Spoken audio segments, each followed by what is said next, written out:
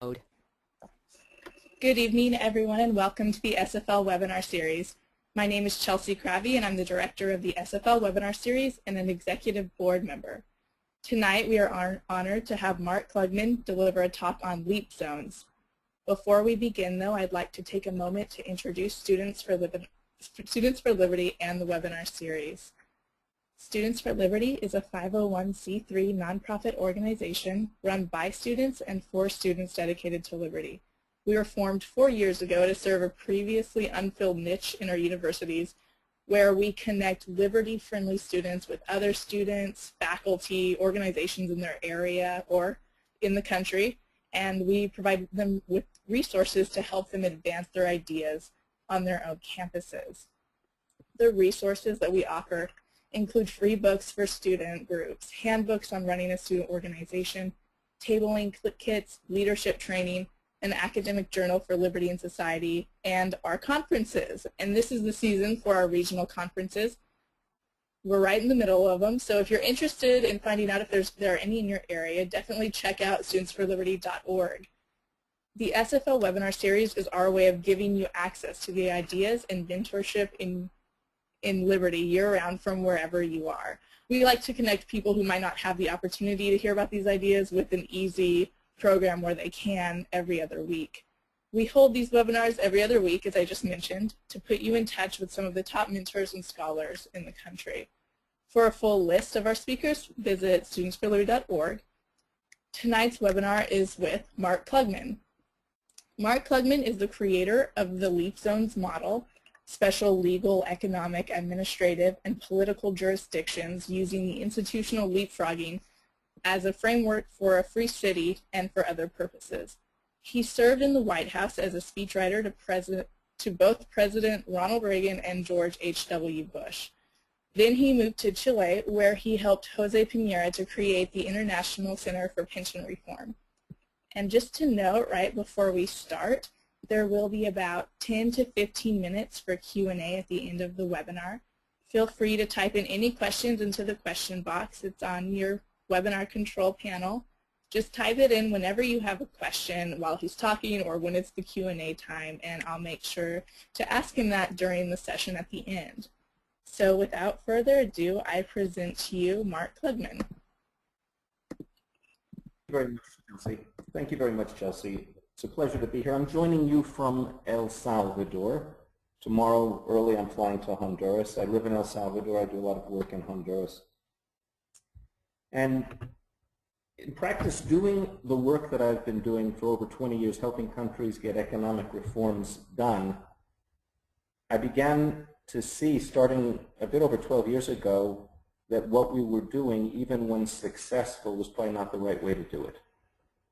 The orthodoxy among free market reformers is that we've identified important reforms. So the Chilean pension reform that someone who I worked closely with, Jose Piñera, designed in Chile and is now in a dozen countries.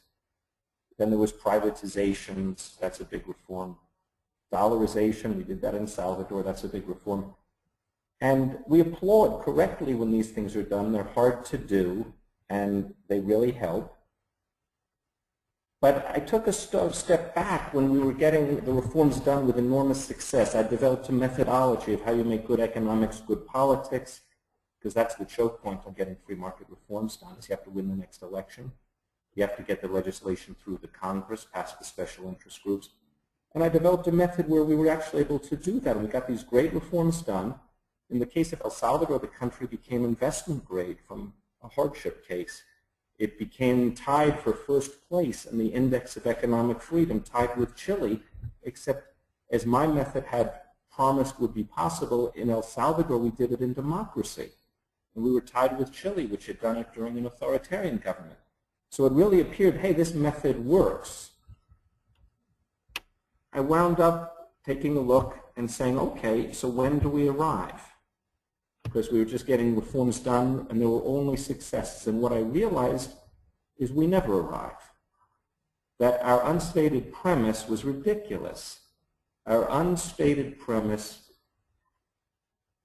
was that every year for 20 consecutive years.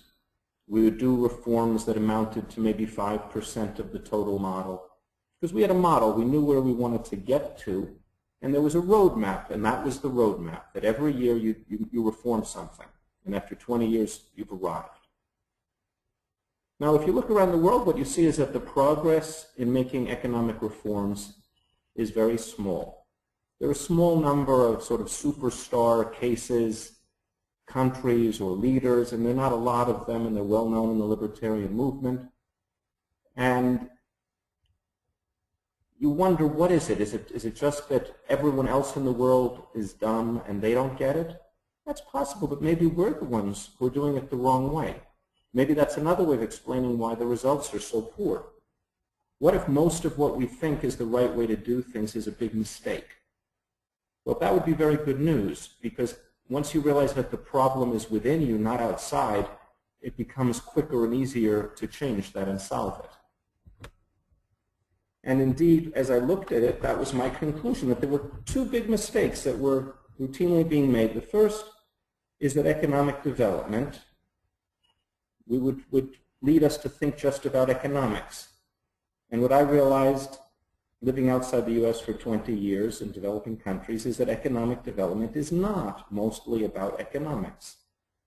It has a lot to do with institutions, legal institutions, public administration, the rule of law, political stability.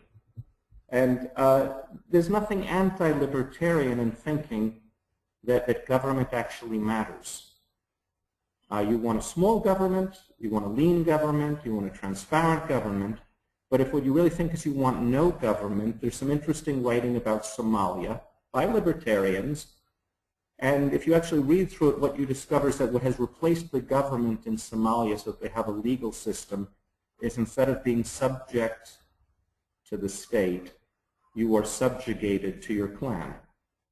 And in fact, it turns out the thing that actually liberates you from being completely dependent on family and clan and tribe is rule of law that comes from the state. I know this is a controversial issue among libertarians, and it's not essential to what we're talking about tonight, but I'm happy to get into it in questions and answers. But Mises said that if the state is properly administered, it's the foundation of cooperation and civilization. He says, Mises, if it's done properly. If it's done badly, he says, it causes the worst evils inflicted upon humans. And Adam Smith said, not much more is necessary to be, for things to go well, except for there to be peace, for low taxes, and a reasonable administration of justice. So if you say economic development is about economics, you rush out and you privatize something, and that's good, and you do a supply-side tax cut, and that's good. Maybe you do a monetary reform, and that's good. But you stay constrained and confined in this relatively small zone, and you don't address the question that it doesn't matter what the economic policies are if the institutions will administer them in a distorted and corrupt and unpredictable way. A 8% flat tax is wonderful only if you have the certainty that that's really what it's going to be for the life of your investment. If you remove that certainty, suddenly the 8% is completely irrelevant. What's relevant is the uncertainty. And that comes from issues of political stability, legal institutions, a transparent, efficient public administration, and yes, reasonable economic policies. Now, the reason we talk about economic development is because it takes too long to say legal, economic, administrative, political development. But if you want to lift the planet out of poverty, that's what you actually need. So I coined the phrase leap zones, leap cities, institutional leapfrogging, in the hope that by making it easier and faster to say, maybe people would also be willing to think about it and to remember it when the time comes to advocate policies. Now, the second big mistake was the orthodoxy confuses the constant and the variable. The constant in the orthodox approach turns out to be space in the sense of territory or area. And the orthodox approach treats the variable as time, meaning sequence, priority. And as I'm going to be explaining to you, they've got it backwards. and that things become possible once you correct that mistake. Now, begin by visualizing a newborn baby. And there are two characteristics that immediately come to mind. It's tiny and it's complete. Everything is there. You can look at the smallest toe on either foot and there will be a tiny, tiny toenail on that toe. It's really complete. And what we'll understand as development is not that new body parts, new vital organs that have been absent will appear. What it will really be is it will grow in size. It will mature. But the kidneys, the lungs, the feet, the fingers, the eyes, everything is there from the beginning. Now, that's not the orthodox approach to economic development. The orthodox approach to economic development, you would visualize a large table, and one by one a human-sized body part or human organ appears. So the first year, it's an adult-sized human foot. That will be the analogy for saying we'll do transportation reform. Then the next year, an adult-sized human ear appears, and that will be the analogy for communications reform. And then the next year, there'll be an adult-sized kidney, and that will be for reforming the water and the infrastructure and ports. In essence, these adult-sized body parts and organs appear one at a time until finally, after 20 years, you say, look, they're all there. What we now have is an adult human being. No attention is given to the fact that if you have these things occurring out of sequence, non-simultaneously, it creates certain issues. That is, what do you need more urgently, property rights or markets? And what happens when you get one and not the other? The other thing that's not looked at is sustainability. When I realized that the premise of the orthodox route of free market reform was flawed, I realized that the unstated idea was that if you do these things every year for 20 years, you're also presuming, falsely, that you'll never lose an election. There'll never be an external economic shock that may discredit what you're doing. You'll never elect a president who's corrupt or incompetent or both, or who simply abandons the path of free market reforms. There'll never be any complications that come about because of the lack of simultaneity of different reforms that are connected in some way. There'll never be a reform that contains with it technical flaws, perhaps the result of a political negotiation, such that it doesn't deliver as promised, and maybe it brings about some other problems and perhaps discredits the process of reform before it has a chance. And when I look at the work I've been doing over 20 years, I can tell you, when I figured this out, every reform I had done had been a success. Since I figured it out, I've actually seen countries where I did good reforms, there's a change of government, and the future government reverses the reform. It happens. I've seen reforms done in other countries that I and people like us applaud when it happened, and then a future government takes a wonderful pension reform and uses that pension reform to loot the system.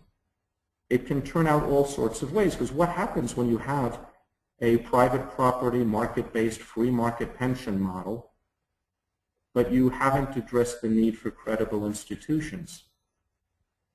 Well, then it's perfectly plausible that a government will come in and will simply take the money. And that's happened. In fact, about 20 years ago, I was invited to an unnamed South American country to advise them on their option for creating a Chilean-style pension system. And what I saw was that they were so institutionally corrupt there, I really didn't want them to do it. And I was actually a bit pleased in the end when they decided not to do it, even though ostensibly that's what I was going to be guiding them for, and that's what it would have taken for them to become a client of mine, a long-term client. Because I said I fear what will happen if these people get a hold of all of that money. Now, there's a different approach. What is the different approach? The different approach that we see in the case of the baby is, what if you start very small and everything is there? Now, is that a new idea, or is this a clumsy attempt to use human biology, the case of a newborn baby, and to artificially apply it where it doesn't belong, which is economic or leap development? And the answer is no on both counts. It's simply an observation of what has been done and that works. When Deng Xiaoping realized in 1978 that the Chinese economy was a disaster, had he decided to adopt orthodoxy, he would have begun doing one by one the standard menu of reforms. We're going to reform the financial sector across the whole national territory. We'll reform transportation across the whole national territory. Property rights across the whole national territory. Investment law across the whole national territory. That's how it's done. But that doesn't work very well when it's done that way. And it would have been a huge fight, and he probably would have been forced out of power. He might have been pushed out of a helicopter if he'd appeared before the Central Committee of the Communist Party and said, I want to end socialism in the entire country of China. Therefore, he would have said to the members of the Central Committee, starting immediately, you must inform all members of the party, they must immediately surrender control over whatever factors of the economy have been assigned to them. That would have been popular, right? No, it would have been, we never would have known Deng Xiaoping's name. His possibility of remaining in power would have disappeared in that instant. But he didn't do that. Instead, he identified 4 very small areas, the size of, the amount of land that goes into a small city. Things that look like pinprints on a map. They're so small. One of them, which we've heard of, is called Shenzhen. There were 3 others. And they were obviously inspired by an empirical success, which was Hong Kong. Hong Kong, for some, is a quintessential leap zone, leap city. In terms of the legal framework, Hong Kong, under the British, used the UK British Supreme Court as its maximum judicial instance, the Privy Council. That's what I call institutional leapfrogging. Instead of building their own court, they used a court that already had established credibility. Given that it takes 500 years to establish a credible judiciary, it makes sense to start with one that's already credible, rather than to say we're going to work as fast as we can to try and make ours credible. Don't. It's a waste of time. Don't do that. If it exists a credible judiciary, you need that, you should use it. Hong Kong had done that. That was the legal institutionality. In terms of economic model, strong property rights, low taxes. In terms of the administrative model, model of public administration, Hong Kong had a transparent and efficient public administration. There was a British colonial governor there. And finally, the political framework, the P in LEAP, political stability. Hong Kong provided civil rights and rule of law.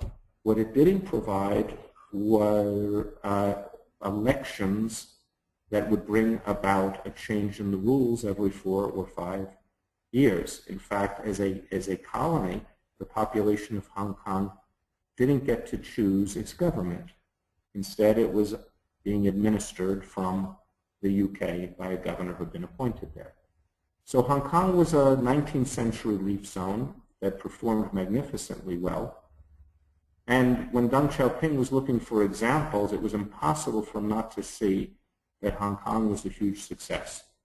He also saw that Macau, to its own degree, had become a big success compared to mainland China. He also saw that Taiwan had been a big success compared to mainland China. So he set up 4 tiny special economic zones adjacent to these ethnically Chinese enclaves, Macau, Hong Kong, and Taiwan. And Shenzhen was the one that was contiguous with Hong Kong. And these came into being in the year 1980. And they proved so hugely successful that China became the fastest growing economy in the world. China became the country that would lift a larger number of people out of poverty in the shortest period of time. Shenzhen was, for a period of time, simply the fastest growing economic jurisdiction anywhere in the world. There were times when it would register 17% annual growth rate. It went from a place where effectively there was nobody. There were 30,000 people there. It was a fishing village. Now, if you think 30,000 people in a country of 1 billion, it means there was nobody there. It was so unpopular.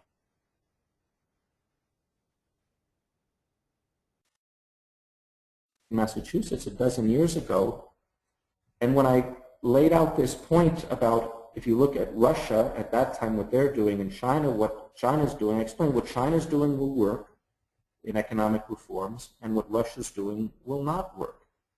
Because the Russians were following the orthodox Washington consensus type of reforms, and that peters out. It doesn't produce what people expect it to. Whereas what China was doing, when I explained this dynamic, how you actually, instead of imposing it on people, when you impose a series of national reforms, what you accumulate is opposition and resistance. The quality of the reforms begins to decline, and quality in the sense of the technical integrity. More and more accommodations come into each reform down successively, so its likelihood of producing the results that are desired is lower and lower and lower. At the same time, the resistance to each reform grows, and people who feel themselves to have been adversely affected by a reform, and reforms produce winners and losers, change produces winners and losers, they begin to accumulate and come together to become a critical mass, and at some point they may have enough strength to stop the process. On the other side, if you're doing it in a special zone, the dynamic is exactly the opposite. As you do this, you create more demand for it. As you create more special zones, you create more demand for it. It's self-sustaining in a way that the orthodox model is not. So by creating leap jurisdictions, you've accomplished the following. You've incorporated the elements that actually are necessary, not just the E of economic policy. So yes, you have attractive tax rates. Yes, you have attractive import-export, free trade policies. But you go far beyond that. You make use of what I call the outsourcing of the administration of justice to credible, independent legal institutions. Because when I'm talking about legal here, I'm talking about not just what is the written law or the legal code that in theory will be applied. That's relevant, but even more relevant in many cases is who will be the judges, what institution do they pertain to, what are the norms and expectations and cultural values that function within that legal institution. And that's something which it takes so long to do it starting from scratch. The only thing that in my view makes a lot of sense is find out where it already is and use it. To give you a sense of this, imagine a country which was not yet at a level of economic development where it would have a sophisticated pharmaceutical industry, that some of the more complex vaccines, it was really not able to produce them in a reliable way. Now imagine if that government in that country said, well, sure, it would be nice if the babies born in our country received vaccinations against horrible diseases, but there's some of them that we're not yet able to produce. And until we've evolved economically to the point where we can produce these complex molecules, the children simply will not have access to these vaccines. Some will get sick, some will die, but we're going to protect our national dignity, because this, darn it, is an issue of national sovereignty. Our sense of honor as a people, our sense of sovereignty is at risk here. And how could we possibly inject our children with some substance produced in a different country? Now, if you heard someone saying that, you'd say, what a bunch of inhumane lunatics. They're going to let children suffer terrible diseases needlessly because they have some notion of dignity which would preclude you from simply buying vaccinations from the Swiss, because the Swiss are very good at pharmaceuticals and they make great vaccines and you can just buy them and use them. Now if you take that little narrative I just said and remove the word pharmaceuticals and vaccines and replace it with courts, judges, and access to justice, what you're hearing is sort of the universal posture, almost universal. I'll tell you about some exceptions. In other words, the posture in most countries, and I don't mean just developing countries where it is the posture, But the development policies of countries that are already developed is, yeah, you know, until they've evolved to the point where most people will have access to justice, where they'll be able to defend property rights, enforce contracts, be treated in a transparent and credible and predictable venue. Until that has occurred as a process of their own internal evolution, well, I guess the people are just not going to have that, as if somehow it's simply not important enough to assign immediacy to it. Whereas developing countries, if they say, no, they're not vaccinating the children against these diseases, that becomes urgent. We must immediately vaccinate them. Now, the reality is poverty is the leading killer in the developing world. And if you want to end poverty, you really do need credible institutions, especially legal institutions. But the developing world has bought into this idea that there's some terribly sensitive issue of national pride or dignity which can justify denying entire populations access to justice and pretty much guaranteeing that entire populations have no option except extreme poverty or emigration. And I said there were some exceptions. What are some of the exceptions? Well, let's see. I mentioned Hong Kong, but what about Hong Kong after it was handed over to China? In 1997, the mainland China government regime took possession of what had been a British colony. What did they do about the courts? Well, they understood. They understood, and so what they established was that a special judiciary would be created where essentially they hired highly regarded, prestigious, retired jurists from Hong Kong's British-run system, from the UK, from other common law jurisdictions, said we're going to essentially, it's outsourcing through the mechanism known as insourcing.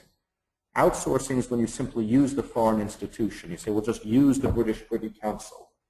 Insourcing is when you take people who embody within their own professional trajectory, within their own credibility and prestige, within the values and culture that they represent, what you're seeking to arrive at, and you bring them in. That's insourcing. So that's what they did with Hong Kong. That's the same thing that is done, for example, in Botswana and Lesotho in southern Africa, where, to a large degree, for their highest court, they hire retired South African judges. That's the same thing that Dubai in the Middle East and the Gulf did when they wanted to create an international financial center. They hired retired judges from Singapore, New Zealand, the UK, so that the credibility would arrive instantly. What did Lee Kuan Yew do in Singapore? In, I think, 1965, when Singapore took its independence under Lee Kuan Yew, he didn't go around to investors and say, hi, my name's Lee Kuan Yew, my country's about 15 minutes old. I hope you'll have confidence that we'll do our very best with property rights and rule of law. Please send your money. If you say that, the investor says, well, I think we'll just wait and see. Wouldn't you? So instead he sent to investors, he said, are you acquainted with British law, British courts, and British judges? And the investors said, well, of course, that's hundreds of years old. And in fact, that's the system of law that our in-house counsel is trained in. Our model contracts are in that system. Our outside counsel have managed successfully the resolution of disputes in the British courts. We're very comfortable with that, and we have a very high degree of confidence in it. And Lee Kuan Yew said, well, I'm glad to hear that, because I have established with the UK that the Supreme Court of Singapore shall be the British Privy Council.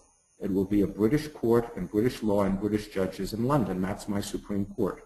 So if you should get into a dispute with me, Lee Kuan Yew said, I don't have the last word on it.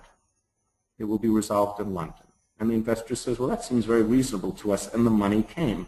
In Singapore, within about 20 years, was able to sit because they developed very credible institutions on their own. It's a country which has some of the highest ratings on transparency and lowest ratings on corruption.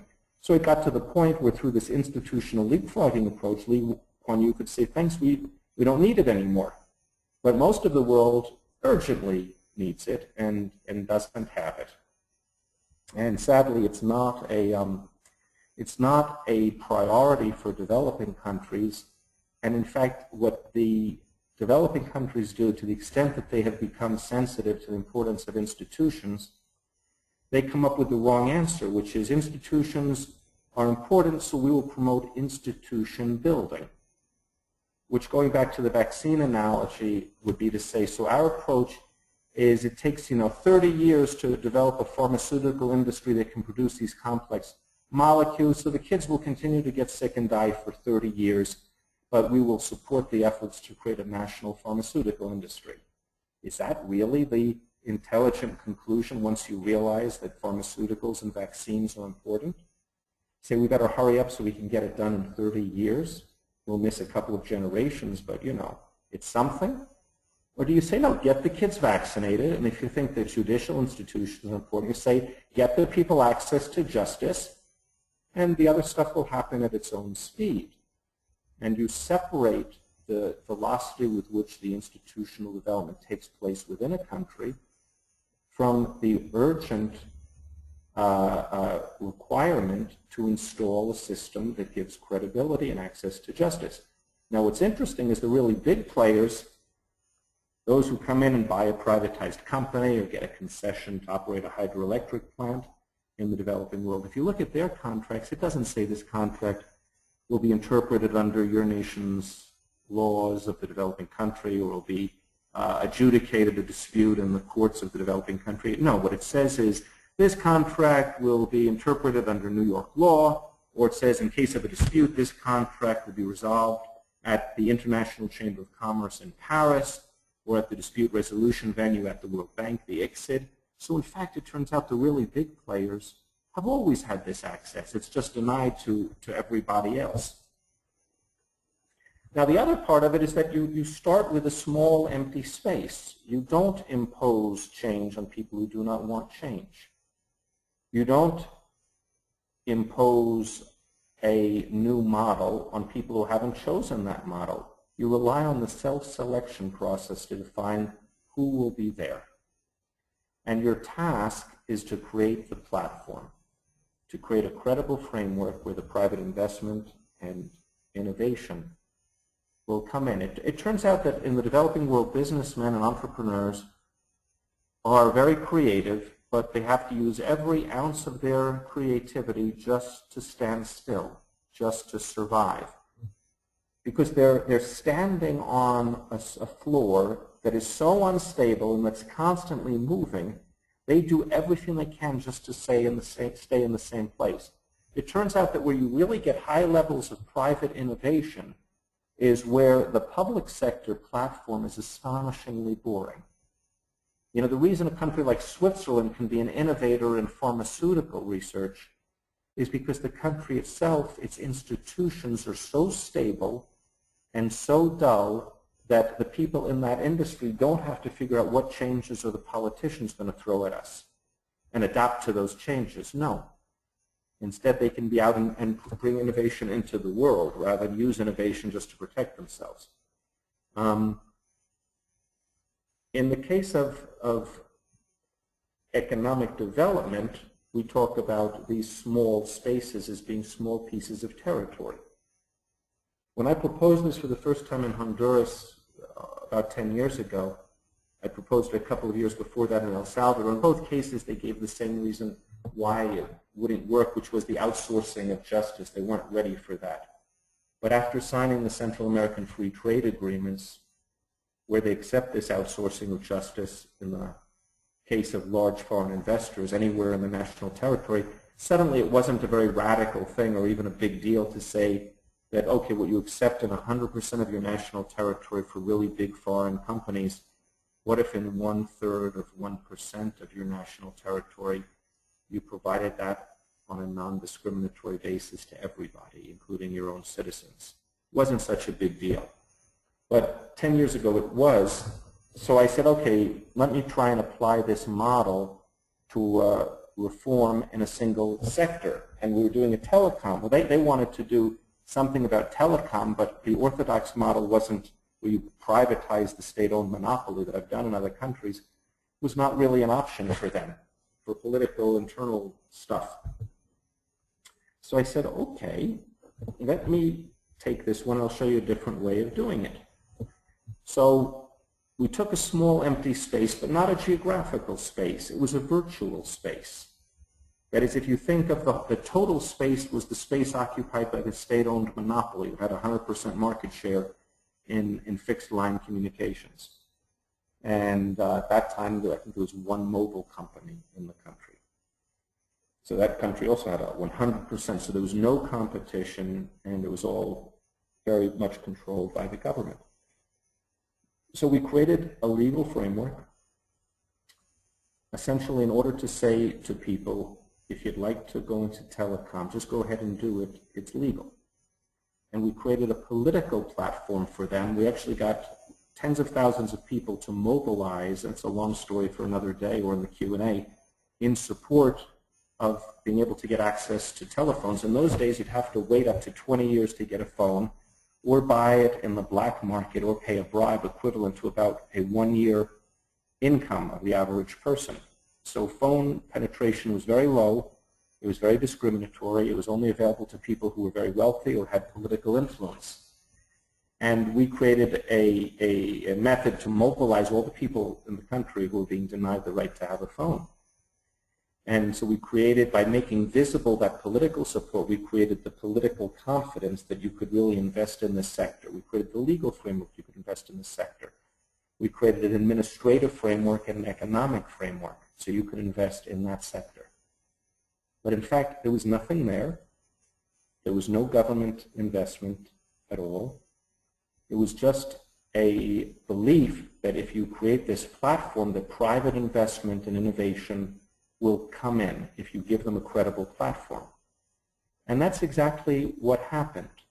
That's exactly what happened. There was an explosion of private investment in telecommunications. It went from a country with a ridiculously low penetration of phones, I think 5 out of every 100 people had a phone, to not that long where essentially everyone in the country had a phone, where it's a competitive market in telecom. And this was done without getting into the confrontation with all of the interest groups that had accumulated around the state-owned monopoly. And when I've done that type of reform in other countries, you spend 1.5 years trying to fight past the special interest groups if your starting point is we need to take on the entire monster, whether the entire monster is the full national territory or whether the entire monster is all the existing status quo interests in the entire telecom sector. We began by saying to the state-owned monopoly, just keep doing whatever you're doing. We're not going to touch you. So in every other country, they get into these big confrontations. They lose a lot of time. Everything has to be negotiated. And the eventual model for telecom that they produce is not that great in some cases. Instead, what we saw was the wisdom of Deng Xiaoping, that you start with something the size of a pinprick, but if you get it right, it will come in and grow and will eventually take over everything else. And indeed, today, private telecom is much bigger than state-owned telecom. Something similar was done in Chile with mining reform. Under the military government, they couldn't privatize, for political reasons, the state-owned mining company. So they simply opened a space where private mining companies could operate. And that became the largest part of the mining sector. So there is empirically methodology that works, but it's paradoxically, what works is not the orthodoxy. The thing that works is unconventional. And I'd like us to begin changing that. It's not my position to say, therefore, always and with no exception, the LEAP model to reform should be implemented and the orthodox model should not be implemented. What I would say is that every reform process, when it begins, should start by asking that question, which approach in this case is more suitable?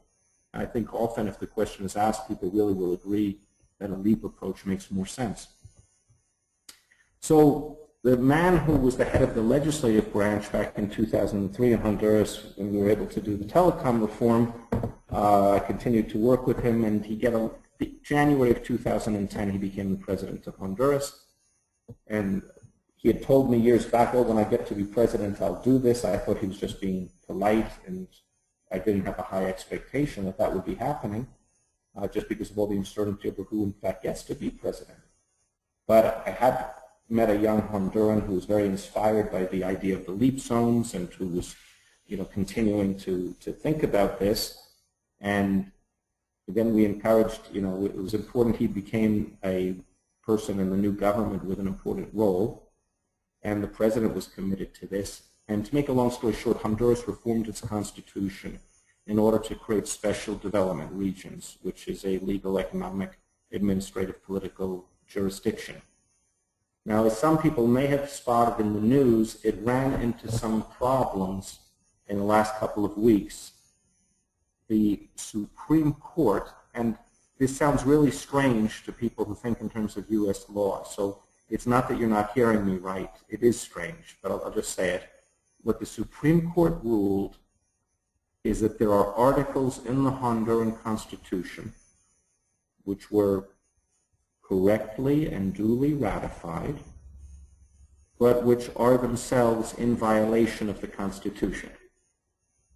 Now, that appears to be a contradiction, because if something is part of the Constitution, it's not contrary to the Constitution. It is the Constitution, but that is essentially the ruling that was issued in the case of Honduras and the special development regions. It remains to be seen what the Hondurans will do to try and repair this thing. Meanwhile, earlier this year, we can talk about that in the Q&A if that's an interest. Earlier this year, I was invited to the former Soviet Republic of Georgia, where the government has done lots of great economic reforms, but began to see the virtue of doing this sort of thing. And they were going to create a new city called Lazica. They'd already announced they wanted to do a new city there. But they were thinking of it more as a construction project or an urbanization project. And some of the people in the government wanted me to go there and speak to the executive cabinet to give them the leap zone vision, which is think about it as a jurisdiction. And they were persuaded, and a few weeks after I was there, the president of Georgia actually announced that in Lazica they would be using British common law, which is rather extraordinary when you know that Georgia is wedged in between Turkey and Azerbaijan. It was part of the Soviet Union, it was part of the Persian Empire, part of the Ottoman Empire, part of the Russian Empire. Lazica will be on the Black Sea. And in that context, for them to have accepted the idea of using British common law is rather extraordinary. There were elections at the beginning of the month in Georgia where the opposition won. So again, a question mark is there about what will happen. But Georgia did reform their constitution. And there's reason to think that things may continue to evolve there. Anyway, the thought question to leave you with, and then we'll go to questions and answers, is what are the chances that the U.S. might change this failed development policy? Turns out that Newt Gingrich, about 3 or 4 years ago, actually wrote an article describing something essentially the same as what Paul Gomer calls charter cities. I don't think charter cities is a workable model for reasons we can get into, but I do believe that the fact that Newt Gingrich is thinking about this and that a lot of attention has been drawn to this, there is some possibility where it begins to take hold within international development policy. And the last question is, maybe this is not just for developing countries. The U.S. has so much bureaucratic gridlock, over-regulation, over-taxation, bureaucracy, to move through the orthodox approach of trimming it across the territory of the nation or the state is a very slow and difficult process. Imagine if it were possible to create a leap zone inside the U.S. Who would move there? If there was one small area in the U.S. where you could move there and the federal government and the state government would leave you alone, and you could operate under Hong Kong-style economic policies, low taxes, low regulation, and strong property rights. Something to think about. Anyway, I think it's time now for us to go to questions, if there are any questions. So, Chelsea, I am grateful for the chance to talk to this fine group, and I pass the podium over to you. Great, thank you so much. I think I need to give everyone a few minutes because we don't have any questions left, yet. So for right now, I'll just ask everybody that if they really liked this webinar and if they have any thoughts on it after we're done with the Q&A, SFL would really appreciate it if anyone would write a blog post about it, like a response post to what you thought about the webinar and any ideas you might have. And that would be something that we would put on our website, on our blog, and we've done it in the past and it's got a really positive response.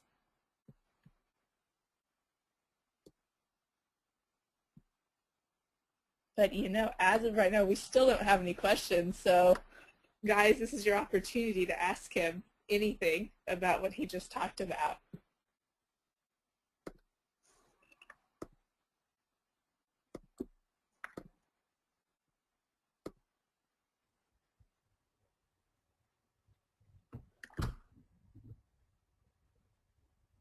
Well, Chelsea? Yes. Here we have a question now. Okay. No, we just had a few. We had a few come in. Okay. Do you have a list of countries that you know of that are interested in the leap zones model? Well, obviously Honduras and Georgia, which have already taken the remarkable step of reforming their constitution. In the case of other countries, there are countries who have shown different forms of interest.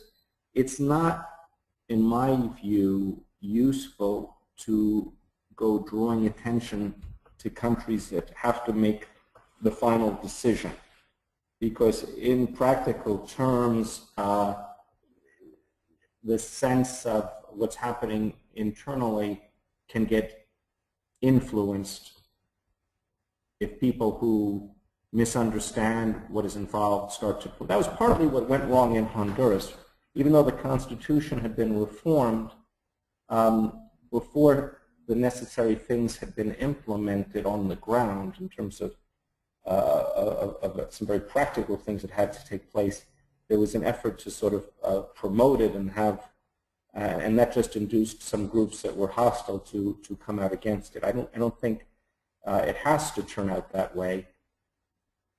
Areas which are interested, I think there's interest in different places in Central America, and I think there's interest and potential interest in the case of Central Europe is interesting. Once a country has joined the European Union, it's comparatively difficult to do this. There are countries who are not yet fully in the European Union who still have that option. Now, one very interesting thing is that it was actually proposed in a very public way by serious people that Greece could look at implementing a special economic zone as a way of carving out an area where commerce would actually be possible, where investment would actually be possible. Instead of saying, why invest in Greece until there has been, all of the political changes necessary in Greece and all of the economic changes. So I think people are beginning to find themselves thinking in those terms, but the reality is what matters is what I call the biological parents. That is, a leap zone happens when there's a leader who wants to do it and who has reasons for wanting to do it. It's not mechanistic. Leap zones don't happen because they really need it. We're at the stage where leap zones happen because there's a leader with that vision or who understands it when explained. Thank you. Great. So the next question is, well, actually I have two questions about charter cities, and I'll just ask them together because they relate. What are the most significant differences between charter cities and leap zones, and why are charter cities a flawed idea? Okay, well, charter cities operates under what could be considered and I say this without prejudice, I don't say this as a smear, but just to try and classify something under something of a neo-colonial framework. Now, I've spent a lot of time talking with Paul, and I feel like some of what I'm saying is starting to reach him, and he's becoming more, in some cases, closer to the leap zone model. But if you go back and look at his presentations on this, like in 2010, before he was spending time listening to people in Honduras, you'll hear him saying, and he'll put in writing, that he thinks that the maximum governing authority maybe should be the European Union. That is, he was essentially influenced by the case of British Hong Kong, where you did have the UK government. Now he talks about having the Canadian government in that role. In his TED talk, for example, he says his idea of a charter city is that a piece of Cuba, Guantanamo, which is a military base of the United States right now, would be handed over to Canada and would be administered by Canada. Essentially, that's a colony. And that's a difference, and it's also a reason why I don't think it works. The following problems are present. Number one, the country where this takes place will usually not want to have a colonial power. That's a bit different from outsourcing the administration of justice.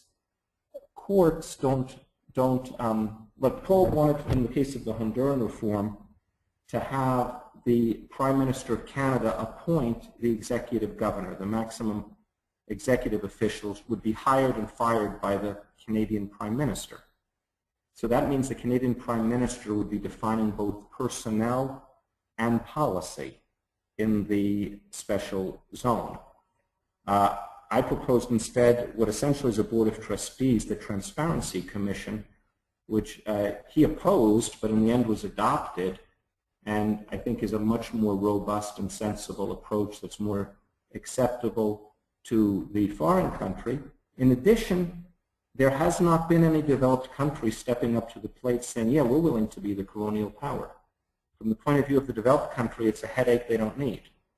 If something bad happens in some faraway place in a little area, but because they've assumed this responsibility as the administrator, it's a black eye for them. Too much downside, not enough upside. I don't expect that to happen. The third problem is, suppose the country in question said, yes, we'll accept the colonial arrangement, and a developed country said, yeah, we'd like to be a colonial power, let's do it. We don't care about resolutions in the UN General Assembly condemning us or people picketing outside our embassy. We really like this. The problem there is that the policies that the developed countries advocate in terms of economic development policy are the wrong policies. This idea that in the year 2012, if Britain were a colonial power, they would implement the same economic policies they were implementing 100 years ago, who on earth could possibly believe that? And it's not a theoretical question. If you want to know what the EU development policies are, they publish a very thick white paper where they explain it. There are all the foreign aid development programs, which you can read in excruciating detail, and they're not about stronger property rights. They're not about reducing overregulation. They're not about reducing excessively high marginal tax rates. They're not about reducing bureaucracy. You can even look and say, there's some things which are governed where a developing country exercises the complete authority that a developed country exercises the complete authority that a developed country would have under the Charter Cities model. And that would be the U.S. in the case of Guam or the U.S. Virgin Islands. Look at the policies. This is not a theoretical question. In the case of the U.S. Virgin Islands, a small business there is subject to OSHA inspections, Occupational Safety and Health Administrations, where, in one case in the Virgin Islands, when they discovered that someone who was working on a roof didn't fall but might have fallen, the government regulator imposed a fine equivalent to what it would have hired 5 workers. So essentially the regulator eliminated 5 paid jobs to impose a rather absurd level of regulation in a poor country. Yet in the U.S. Virgin Islands, if you lose your job because of that OSHA regulation, you then get 53 weeks of paid unemployment compensation. Well, that's the U.S. development policy under Charter Cities. It's not a great policy. It's not the policy, I believe, that would be advocated by Paul Romer. At least I don't think he would. But when you talk about having a developed country have that authority, it's not a mystery. It's observable and empirical. What are their policies? In Guam, you have the same, it's a postage stamp floating in the Pacific, completely uncompetitive economically. But the wisdom of the U.S. government is they have the same minimum wage as you find in the mainland of the United States. when they did that, when they imposed that, which was a few years ago, because historically Guam had a lower minimum wage, instantly one of the two, and there were only two major employers on the island, I think they can tuna fish, said if that's the wages, we're shutting down, and they shut down. So they now have a third of the people work for the government. They have a ridiculously high unemployment rate, but they have the same minimum wage as in Washington, D.C., federal minimum wage, that is, as you have any place else in the country. So that's the real problem with it, is it doesn't actually get you the optimized economic policies, putting these developed countries in that sort of policy authority. So the role you actually want is you want institutional leapfrogging. You want to borrow or make use of the credible judicial institutions. And that's done, and that was done by Hong Kong, that was done by Singapore, it's now done by Mauritius. In fact, members of the British Commonwealth, these are developed countries that have some historic relation to the UK, are given the option of making use of one of the supreme judicial bodies in the UK, the Privy Council, as their Supreme Court. So it's something which actually exists and has worked and will work. So the second important difference is the charter city model assigns a high importance to a theory that a very large population, 10 million people, brings with it important economic benefits, higher rates of economic growth. So they're thinking about megacities. Now, well, let's see, I mean, in Georgia, I think, has a population of about 5 million people, and about 20% of that's already living in existing cities. So to go to Georgia and say we want to have a city of 10 million here, or even a city of 5 million, the only way that could be imagined would be by adding to the mix a huge level of mass immigration. Now, irrespective of people's views on mass immigration, it should be obvious that you've added a level of complexity to the policy decision that's quite unnecessary and will definitely slow it down and will create new adversaries for the reform, and will make it much harder to get across the message that for the people of this country, people who have authority in this country, there'll be jobs created for the citizens of this country if you're tying it in with this mass immigration. Now, I should say that neither of these two elements was used in the case of Honduras. In fact, what you find in Honduras is a leap zone model, though, of course, the person who's done the most to bring attention to Honduras and its reform was Paul Romer. It's not that it's a charter city model. It's not a mega city model. It's not where you have a foreign government as the manager or sponsor. It's something that originated in Honduras, that originated with Hondurans. It was a reform of the Constitution done without connection to any foreign government. There is no foreign government that has stepped into that role, would take that role. And the governance model is of the Transparency Commission, and that's not the Charter City governance model. So those are both the differences. It's not about having this mass. Another the problem with, and I think the mass city, the mega city problem is it means that to get started, you need to generate a huge level of capital investment. Now, maybe eventually, when these things are out there and working, you'll find large, multi-billion-dollar investors who want to get in on the ground floor. Until you get to that, it puts a barrier to getting started that is really high. To the degree that the Hondurans were thinking maybe that would be feasible and were being told that, oh yeah, that can be done, I didn't think it could be done, but the Hondurans lost a year believing that that was an option available to them. And then after a year they realized, no, this wasn't an option for us. And they went in a different direction, which is much more practical. And it goes back to the visual image of the newborn baby. What's actually important is the model, not the size, the model. You need to locate a leap zone in an area where you have a point of contact with the world economy. That means a seaport, essentially. If you do that, and you get the rules right, if you get the institutional outsourcing right, if you create a framework for political stability and a transparent administration, it will grow organically. You do not have to be born weighing 300 pounds and being 8 feet tall. And if you say, no, it must be that way, it turns out many, many fewer of these things get born. Maybe none of them will be born. So that's the difference in point of view, I think, on that point. Great. So I know it's already past 9, but would you mind answering one more question? Sure, happy to. Great. So urban regulations and design, such as zoning, density control, parking restrictions, codes, etc., frequently distort and hamper city development.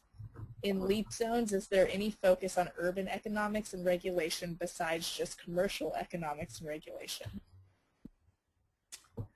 When I spoke about this at the Francisco Marroquín University, there was one very interesting session we had where, in addition to people from their business school and their economics department and their law school, there were also people from the School of Architecture and Urban Planning. And there were some very interesting conversations. And what I will say, it's a very rich field. It's not, urban planning is not my field. And I was very intrigued hearing different ways that people suggest of approaching this question. So I think the short answer would be to say, yes, of course, that's part of the mix. What I would say is it may be that there'll be a diversity of approaches. Some people said just create a grid and don't have zoning. Other people say, no, have a master developer and have the master developer design these things. Other people said, no, you need to create infrastructure and logistics zones at the beginning, and then you open up the other areas for different types of development. And there are probably a dozen other approaches that were being discussed and advocated. My own view, which is not specific to urban planning, but which is fundamental in my LEAP zone vision, is that in starting these things, you should, to the maximum extent possible, avoid experimenting. Even if you think you've got a really great idea, the nature of an experiment, and it's only an experiment if it may fail. If it can't fail, it's not an experiment. And that given that these things are hard to get done and you're doing them in countries where people are in a very precarious position, in my view, it's irresponsible to introduce unnecessary uncertainty or risks. And that therefore you should use models that have already been implemented and been successful in other places. Down the road, once you get to Chapter 3 in this experience, then you can say, now we're going to do experiments, because Chapter 1 and Chapter 2 will have proved what for me is the key point, to demonstrate not that you can create something entirely new and different, but simply that identifying what is the best arrangement in each relevant area that actually has been done somewhere, that has been able to survive and maintain itself across historic time, that works, that we've been able to bring these things together in a place through through an act of will and policy making. Once you've done that, and you've simply recreated something that's as good as whatever has existed anyplace else, then I think it's fair game to say, good, now we're going to try doing things that haven't been done before. But I believe it's a bit irresponsible to say that that's going to be our starting point. That is, the first time this is done up front, we're going to put in elements which, frankly, we're really curious to see how this is going to work. We think it's a good idea, and the theory tells us it'll be great, and we're very confident about it. I don't buy that. I instead think, listen, find things that have worked, bring them together, do a mashup of the best things that are out there. And what's the experiment then? The experiment is, can we take things which each individually we know that they work, and can we bring them together? That's enough of an experiment. If there are too many variables, an experiment can't even produce new knowledge. If you do an experiment and there's 7 variables in the experiment, if it fails, what went wrong? We don't know. There were 7 variables. If it's an overarching high-level success that exceeds all expectations, well, you still don't know. So what's the secret? Well, I don't know. There were 7 different things we put in there. It could be any one of them or the combination of some of them that explain this unprecedented success. We don't know. So it turns out you don't even create new knowledge very effectively if you start using too many variables. Great. Well, I think that's going to conclude our Q&A for tonight. Thank you so much, Mark, for leading this discussion. And thank you to all of our participants this evening. I hope everyone can come back and continue listening to our webinars throughout the year. On a final note, shortly everyone will receive a follow-up email where you can find more detailed information about SFL and our next webinar. You'll also receive a survey to evaluate the webinar. It's super short. It'll only take like 30 seconds, so please take the time to fill that out. It'll be very helpful for us, and it'll help us improve our next webinars. And with that, we are officially wrapped up. Thank you again, everybody, for your time this evening, and have a wonderful night.